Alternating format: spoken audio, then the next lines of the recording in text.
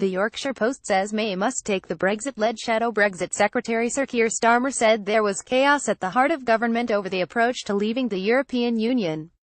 The flagship Brexit legislation, the European Union Withdrawal Bill, had been widely expected to return to the Commons next week.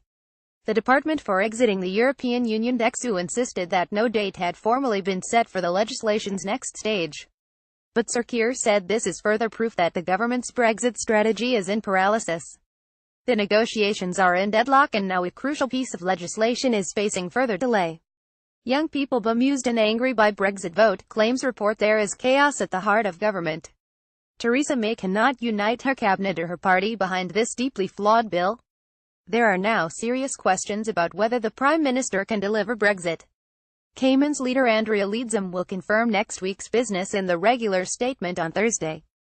Mrs. Leadsom told MPs last Thursday that there had been 300 amendments and 54 new clauses proposed for the so-called repeal bill, which will put existing EU regulations on the domestic statute book. She said it was taking a bit of time to have proper, thoughtful, well-considered responses to those, but the bill would return just as soon as we're able to. That had been taken as a sign the bill could return in next week's business.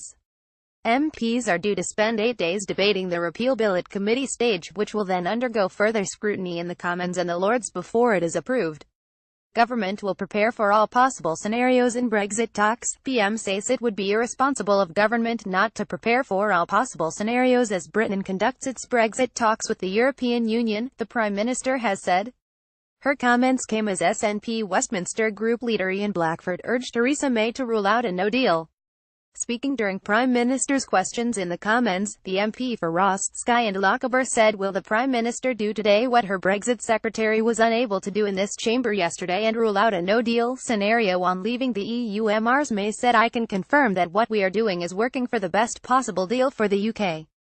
But it would be irresponsible of government not to prepare for all possible scenarios, and that's exactly what we're doing. Mr. Blackford reminded the Prime Minister that Home Secretary Amber Rudd had said it was unthinkable the UK will walk away from talks with Brussels without a deal at least covering security cooperation. He added, can I point out to her that what her Home Secretary said yesterday, that a no deal is unthinkable? I agree with the Home Secretary. Brexit has contributed to a fall in the pound and a subsequent rise in inflation squeezing household budgets. Folk are getting poorer in Britain today.